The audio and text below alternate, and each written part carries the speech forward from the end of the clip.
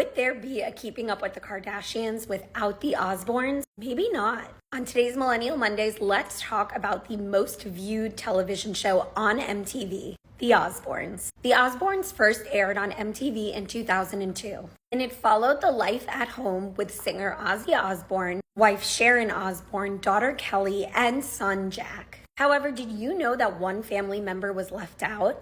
Ozzy and Sharon have another daughter named Amy who decided not to do the show, saying in 2015 that at the time she was still trying to figure out who she was, and that she wanted to protect herself and her family. That's why on the show, in the background, when you see family photos, there's usually a face blurred out. Executive producer Greg Johnston of The Osbournes said that one day producers had met with Sharon Osbourne, and she was telling them funny stories that were happening at her home. He thought if half of these stories are true, we got a good show. MTV had shot an episode of MTV Cribs at the Osbourne house and decided to keep filming the family. What was supposed to be 3 weeks of filming ended up being 3 seasons. The Osbournes was an instant success, receiving a Primetime Emmy Award in 2002. And episode 1 kicked off with the family moving into their new Beverly Hills home. From there, we really got a good look at who the Osbournes were. From Sharon's cancer diagnosis to Ozzy Osbourne's ATV accident. Who remembers Sharon Osbourne throwing a ham over at the neighbor's house?